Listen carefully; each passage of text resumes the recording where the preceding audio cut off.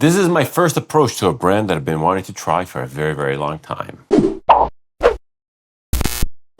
Hello, welcome back to Solemnly Often. I'm Daniel. Today we're talking fragrances, and this is an unboxing and very first impression on New York Intense and Cuir Cuba Intense by Parfums de Nicolai. I'm very, very excited. This brand has been on my radar for a long time. It's been long due. Let's get right into it to see what this is all about. As I just mentioned, I'm incredibly new to the brand. I've smelled absolutely nothing from the house, not even the very famous New York Intense, which is by far the most popular from the catalog. I'm very excited because I've heard a lot about this brand. I've heard that it's a nice combination of innovation, edginess, and French tradition.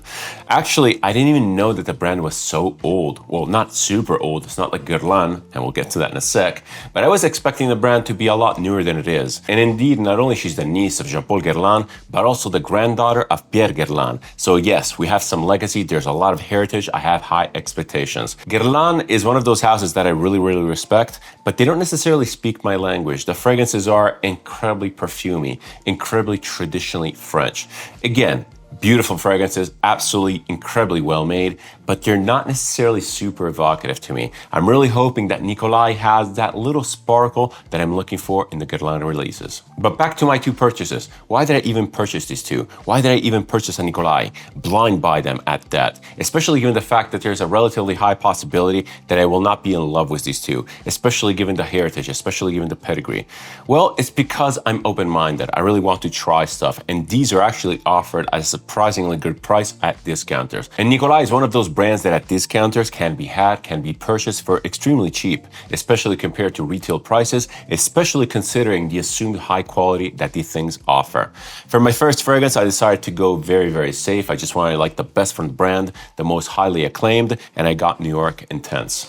The other one, I was a little bit more spontaneous about. Cuir Cuba Intense sounded very, very interesting, especially given the very prominent licorice note. I love licorice, so yeah, I'm very, very excited for this one. Regarding my purchase, all things considered, I think I have to say that I got these for a very, very good price, despite the boxes being a little bit banged up and quite dusty. I think I paid for both of these around 150.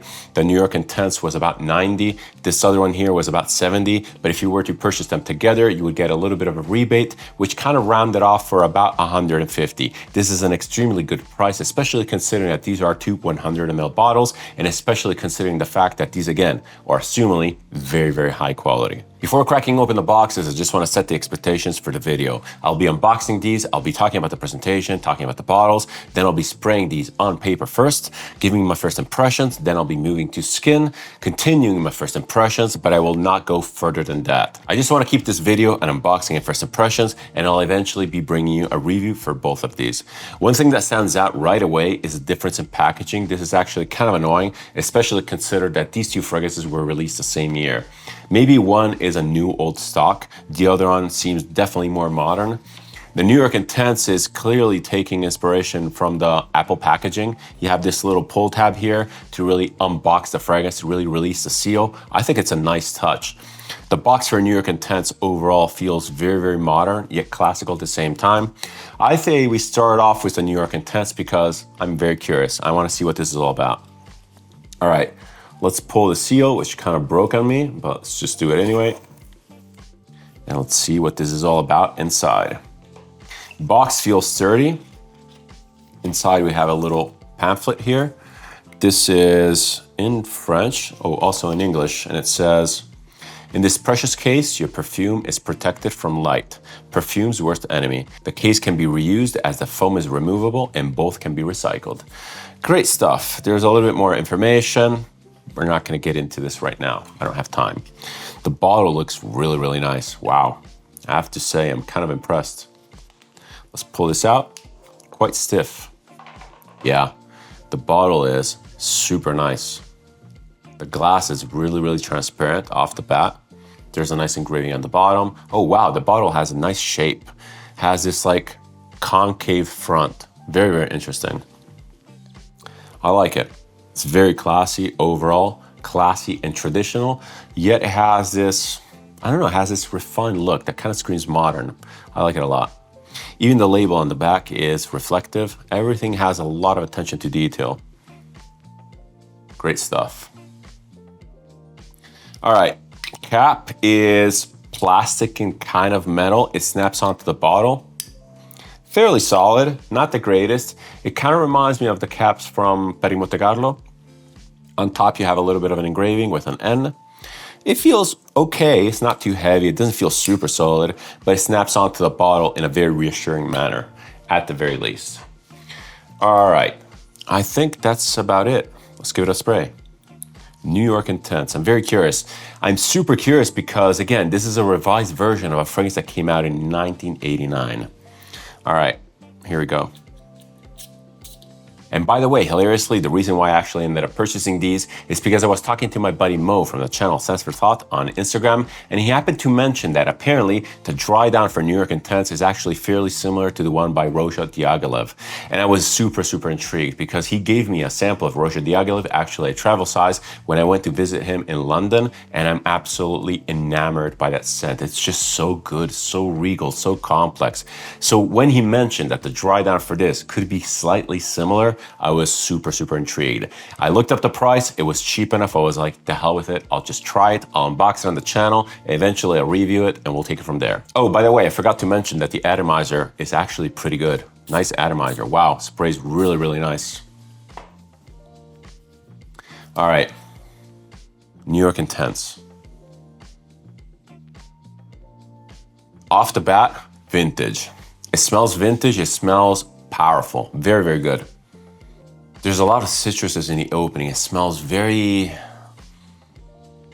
super vintage. There's like citruses, lavender, and some green notes, and they're all coming together, giving me this very vintage feeling. I was not expecting this whatsoever. And a lot of people online seem to be comparing this to Bois de Portugal by Creed, which is a fragrance that I actually really like. I really like that old school vibe in that one. But to my memory, this doesn't really smell that similar. There's a lot more citruses in here. It's a lot more zingy. It's very effervescent. It almost smells bubbly.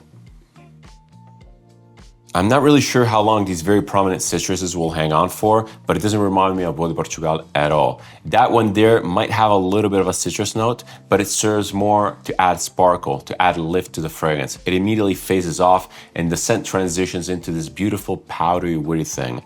This one here is more reminding me of something like Diaghilev by Roja.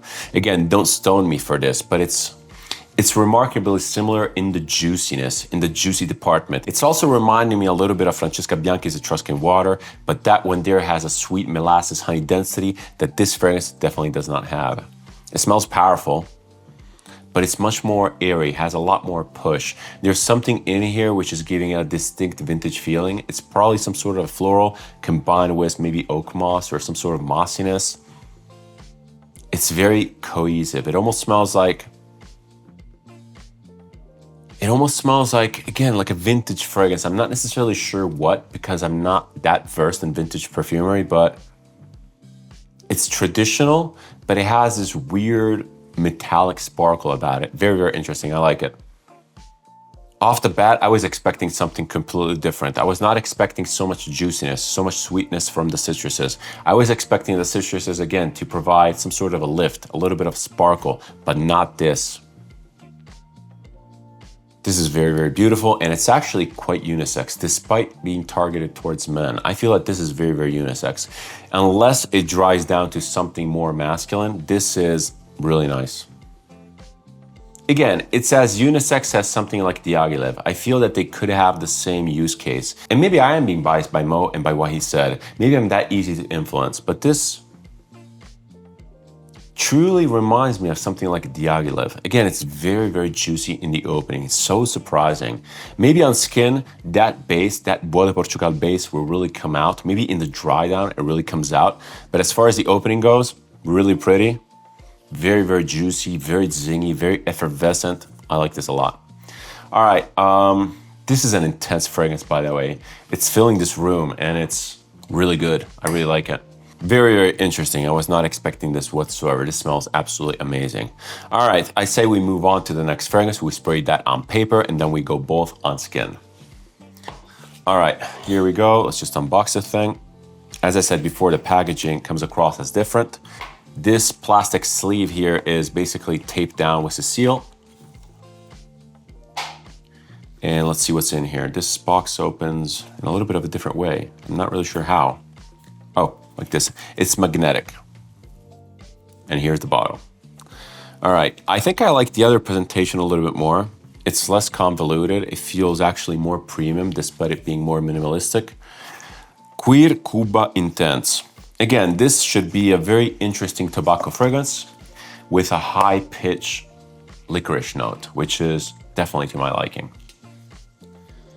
Bottle is the same, exactly the same. Actually, I really like the shape. It's super unique. The bottle feels insanely high quality. Oh, one thing to note is that the bottle of New York Intense actually has an engraving on the bottom and the new one does not. It has a sticker. The cap also seems similar. Actually not. This one here does not have a click. It does not click into place. This is friction based. At this point, I'm actually kind of wondering which is the newer one. It feels that New York Intense is coming across as more modern. The packaging is definitely a little bit more contemporary. Also, New York Intense, given the fact that it's a bestseller, it's probably newer stock. I'm betting that this one here has been sitting around for a good while. Nevertheless, they will be looking the same on the shelf, so I'm not too bothered. Something that I'm noticing here is a definite atomizer gap. Let me just grab the New York Intense and see if it's also there. Yeah, it feels like the same thing. All right, not too bad, it's okay. Let's give this a couple sprays. Same beautiful atomizer. Wow, I really like these. And here we go. Cuir Cuba Intense. Yeah, this has a lot of licorice. I'm very, very happy. I love licorice. This is a very beautiful licorice. It's a very black licorice. It smells like licorice candy. So I have to be completely honest, I was kind of scared that this would be redundant with Royal Tobacco, given the fact that they're both tobacco notes and that they offer a licorice note, but this one here is so different.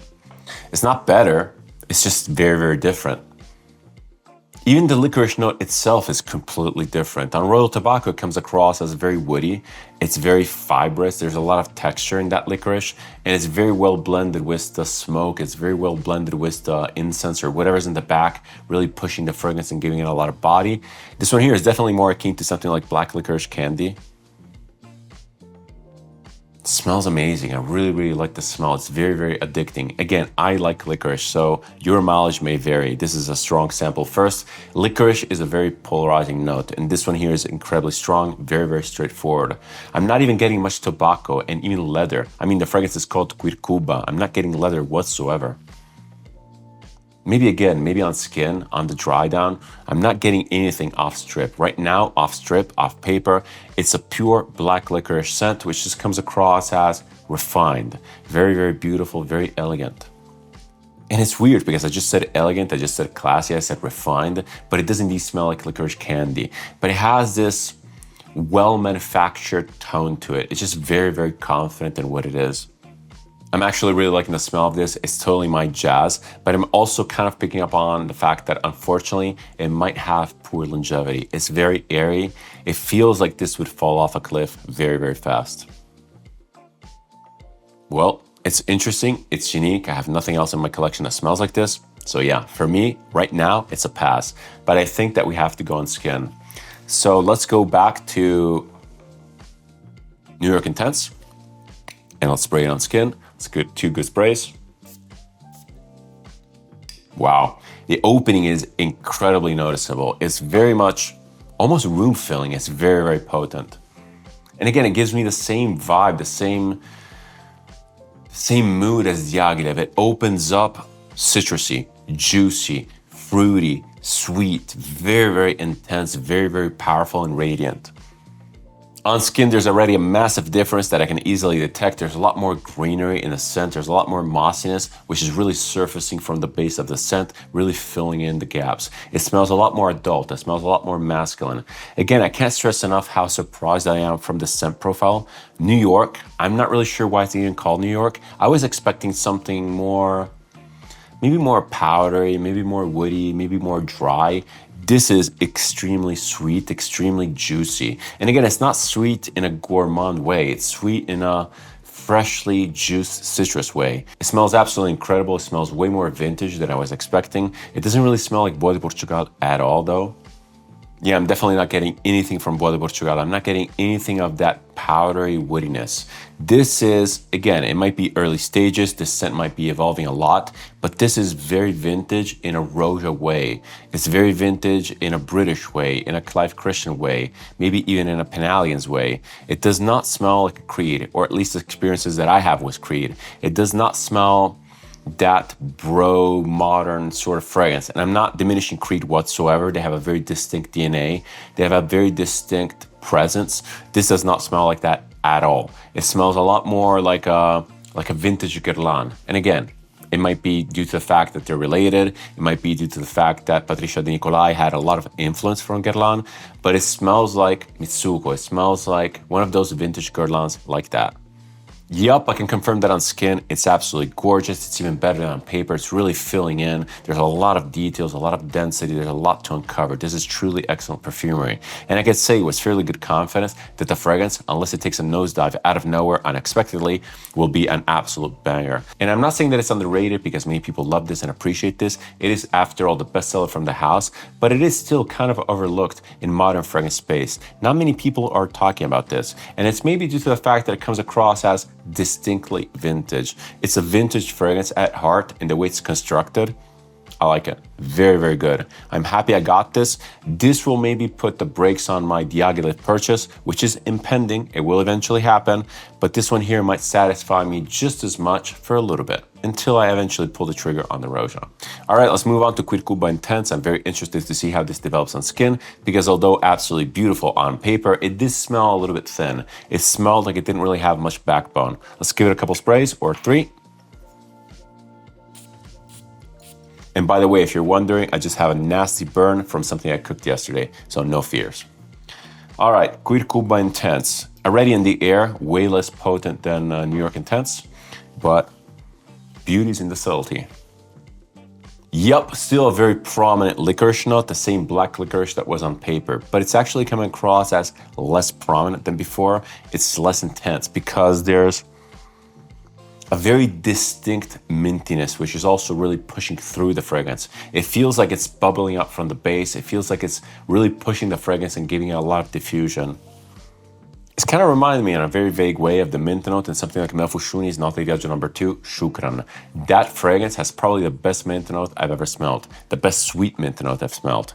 That is very reminiscent of something like the Moroccan tea. It's very sweet because it's injected with a lot of sugar. This one here is sweet, but it's taking the sweetness from that licorice candy, from that black licorice candy. It's very, very interesting, but it's also much, much lighter than the Melfushuni. And the Melfushuni is not a heavy fragrance. It has a lot of density because of that sweetness, but it is very airy and effervescent. This is maybe even more airy. I really like this, but as per smelling it on paper, I'm still missing that tobacco and that leather. I'm really not detecting those two notes. And that's actually quite unfortunate because not only am I a huge fan of those notes, but I was expecting them to really bloom on skin. Maybe they'll eventually show their face in the dry down, who knows? But again, the scent comes across as very, very light. So I'm not expecting a massive dry down. I'm not expecting a massive development. There just can't be. There's really nothing in the base. It smells very airy. It almost smells kind of like an Ormond Jane. It doesn't smell as synthetic whatsoever because Gezastron has that very specific metallic synthetic accord, which really pushes the fragrances. It does not smell like that, but it smells in the same class as an Ormond Jane. It has this very classic, very elegant, very office-safe demeanor. It smells unique, and I really do like that licorice note, but it's just not present enough. It's just not potent enough. And this is especially curious because this is Cuir Cuba Intense. And at this point, I'm not even sure if a non-intense version of this was even ever released. I'm interested. I'll be looking up reviews. I want to see the comparisons if there are any. This does not come across as intense whatsoever. It's very airy, very diffusive. It's very friendly. I think that this would be a terrific office scent because it comes across as unique. So if you want to stand out from the crowd, this one here is a great choice. That being said, unless I get caught off guard, unless I get surprised in the dry down, unless there's a very specific, very unexpected development, I don't think this will be an all-day wear. And that's absolutely fine. Longevity is not everything. What is important to me is the wear experience. This does not have to fall off a cliff. If it's linear, if it's smooth, this will be a winner for me because again, it smells very, very unique. I like it a lot. I like the scent profile a lot. I like the licorice note in here so much that I even wish it was more prominent. But overall, I really do enjoy the way it plays off the mint. It comes across as very refreshing, very invigorating, and again, it smells absolutely unique. If the tobacco, if the leather in here show their faces, this will be an absolute banger. Really, really cool stuff. I'm not upset. I like the New York Intense a lot more. I have to fully be honest, but this one here is unique. I'm happy I got this. I'm happy I have two. I'm a sucker for pairs. I'm a sucker for committing to a brand in that way. Yeah, cool stuff. Oh crap, I just noticed something. I was looking at these two bottles together and I immediately saw that the logos are different sizes, that the labels are different sizes. So much for having a pair, so much for having them match. This is a little bit unfortunate, it's a little bit annoying, but it's again, showcasing how much I obsess about these minute details. Little differences in bottles or packaging aside, I'm very happy I got these. I got these for a very, very good price. And the discovery of the House of Nicolai was just long due. This is high quality French stuff. It has a little bit of edge, that edge that I was seeking. I'm super happy about these two fragrances, especially New York Intense. It's everything I wanted and more. To be completely honest, it even surpassed my expectations. I'm not even sure what I was expecting. Maybe something along the lines of, again, Bois de Portugal. This is absolutely amazing. I really like it. It's super elegant, very, very classy. It has this distinct vintage feel. And for the price, my God, it's pretty much a no-brainer. This one here, Cuir Cuba Intense, is also very cool, super unique. I'll be definitely putting in a lot of wears. It smells very different from everything else. I'll probably be wearing it tomorrow at the office. Really, really nice stuff. I think that it's absolutely office friendly. It smells amazing. It smells different. It smells high quality. Again, if the longevity is good on this, this will be an absolute banger. Overall, what can I say without repeating myself too much? Parfums de Nicolai, amazing brand, very, very high quality, traditional French perfumery with a twist, with a little bit of innovation. At least these two. I really can't speak for the whole brand, but these are absolutely awesome. New York Intense is a standout. And again, especially at the price you can get these, I think that they're totally worth sampling. But despite the very attractive pricing, I would still not recommend the blind buy because these could prove to be very, very decisive and polarizing. They come across as extremely refined, very traditional, beautifully made, but they're not necessarily modern or youthful. They have a little bit of innovation, they have a little bit of sparkle, but these are not for the younger audience. Off the bat, I would have to say that you have to be a little bit more experienced, more into traditional perfumery to really enjoy this stuff. This is not for everyone. It's very potent, it's very particular, but give it a try because, yeah, we don't really have many houses like this. Super cool. Parfums de Nicolai, recommend it as a sample. If you like this type of content, if you like my approach to video, feel free to subscribe. It's always massively appreciated and it helps the channel. If you want to interact with me, leave a comment, suggestion, opinion, or anything else down below. I always reply and I always keep the conversation open. Thank you so much for watching. Thank you so much for your time. It's never taken for granted. Many more reviews to come, many more unboxings to come. Super fun stuff on the horizon. See you in the next one and cheers.